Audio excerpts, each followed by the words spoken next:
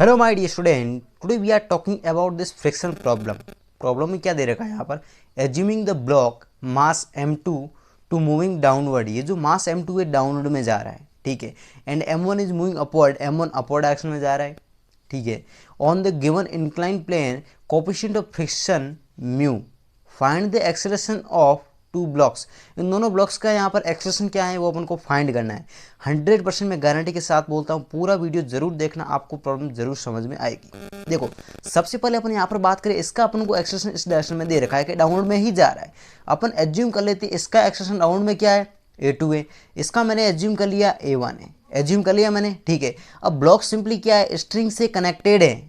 इसका मतलब क्या हुआ, यहाँ पर कुछ टेंशन क्रिएट होगा, ठीक है, स्ट्रिंग में कुछ टेंशन होगा ना, ठीक है। तो सिंपली देखो, पॉइंट से अवे बनाए, इस ब्लॉक पर टेंशन इस डायरेक्शन में लगेगा क्योंकि पॉइंट से अवे, ठीक है ना। इस ब्लॉक पर टेंशन इस पॉइंट से अवे इस डायरेक्शन में लगेगा, टेंशन टी, क्योंकि एक ही स्ट्रिंग है, सेम टेंशन रहेगा, ठीक है। अब सिंपली अपन बात करें इस मोशन को कौन कौन इफेक्ट कर रहा है। एक तो टेंशन है, इस पर लग रहा है। एक इसका वेट, इसका वेट नीचे की ओर लग रहा है, वो कितना है, इसका m2g है। सिंपली इसका वेट नीचे की ओर, वो तो ठीक है, लेकिन इसका वेट का एक कंपोनेंट आएगा इस डायरेक्शन में, m2g साइन थीटा, वो इसके मोशन को इफेक्ट करेगा।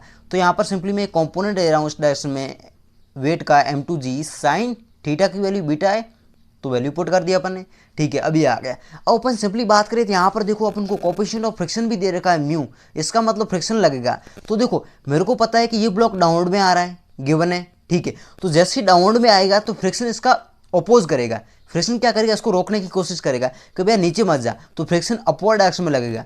जिस डायरेक्शन में इसका मोशन हो रहा है ना, उसके ऑपोजिट डायरेक्शन में हमेशा फ्रिक्शन लगता है, क्योंकि इसको रिलेटिव मोशन हो रहा है इन दोनों के बीच, उसको रोकता है फ्रिक्शन। तो फ्रिक्शन अपवर्ड में लगेगा, अपन ने मान लिया FR1 लग रहा है, ठीक है। सिंपली ये हो गया।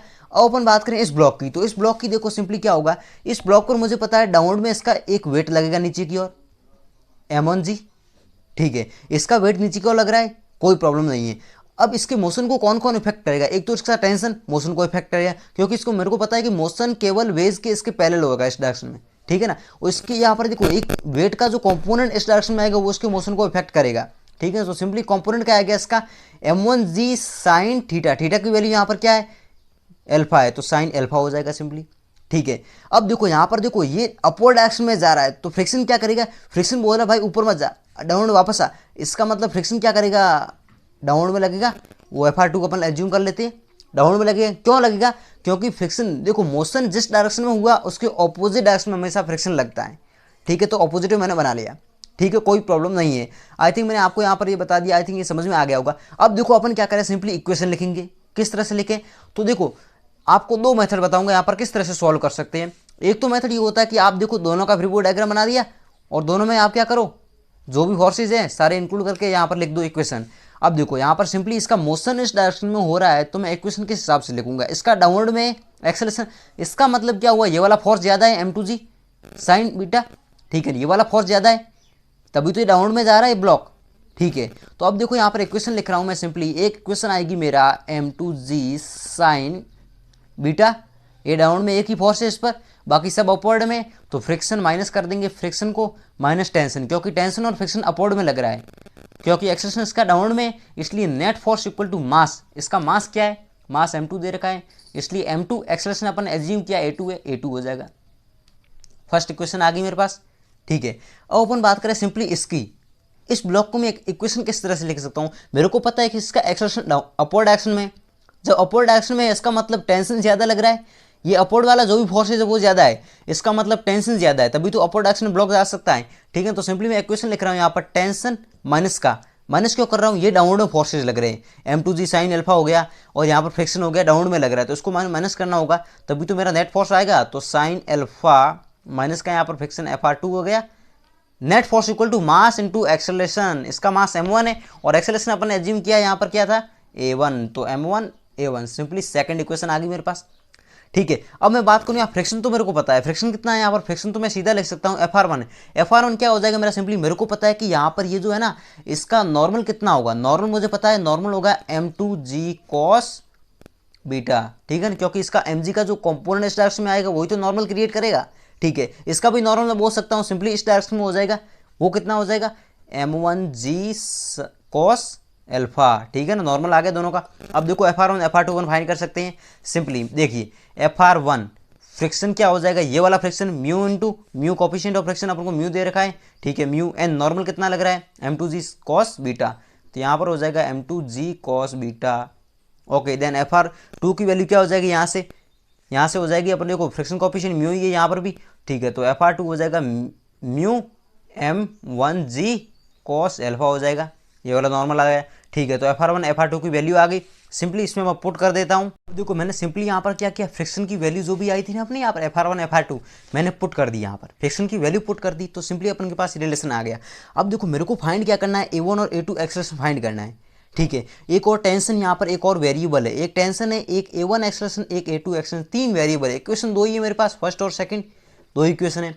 किस तरह से सॉल्व करेंगे, एक अपन को पता है दोनों का एक्सेलरेशन इक्वल होगा, क्यों होगा, क्योंकि ये x डिस्टेंस नीचे जाएगा ना तो ये x डिस्टेंस वापस ऊपर आएगा, श्योर है ये तो, क्योंकि रस्सी जितना x जाएगी तो ये x ऊपर जाएगा। और रिलेशन आपको बता देता हूँ किस तरह से निकालते हैं अपन रिलेशन। देखो जब भी एक्सेलरेशन अपन को रिलेशन निकालना, अपन कौन सा कंसेप्ट यूज करते हैं, sigma of T dot A, ये क्या होता है, जीरो होता है, ये कंसेप्ट यूज करते हैं जब भी ब्लॉक में रिलेशन निकालना एक्सेलरेशन में, ठीक है। तो सिंपली क्या हो रहा है यहाँ पर, इस ब्लॉक की बात करूँ सबसे पहले, टेंशन अपवर्ड में एक्सेलरेशन भी अपवर्ड में, दोनों की डायरेक्शन सेम, तो सिंपली मेरा पॉजिटिव आ जाएगा, T A1 आ गया, ठीक है। इसकी बात करूँ टेंशन अपवर्ड में एक्सेलरेशन डाउनवर्ड में, दोनों ऑपोजिट है, इसलिए मैं नेगेटिव ले लूँगा, यहाँ पर सिंपली जीरो कर देते हैं। तो एक्सेलरेशन सिंपली मेरा आ गया यहाँ पर A1 इक्वल टू A2, तो मेरे पास इक्वल आ गए दोनों, तो मैंने कहा था ना इक्वल ही आएगा, ठीक है। तो सिंपली मेरे पास इक्वल आ गया, तो यहाँ पर सिंपली A2 की जगह A1 कर सकता हूँ मैं।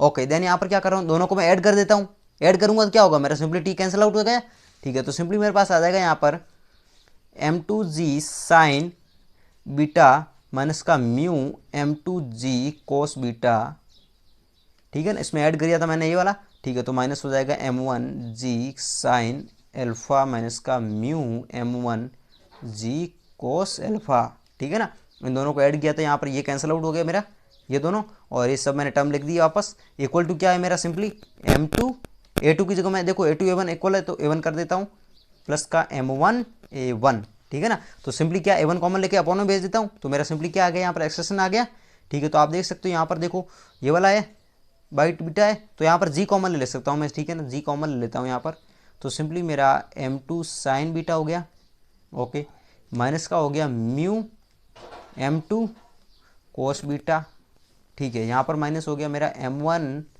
Sign beta sine alpha sorry, ठीक है ना, यहाँ पर हो गया म्यू M1 कोस एल्फा, ठीक है ना, अपॉन में आ गया यहाँ पर M1 प्लस M2, कैलकुलेशन आप कर देना, ठीक है, मैंने आपको कंसेप्ट बता दिया। ये अपना एक्सेलरेशन A1 आ गया। अब मेरे को पता है A1 और A2 दोनों इक्वल है, इसका मतलब ये A2 सेम रहेगा, ठीक है ना, A1 और A2।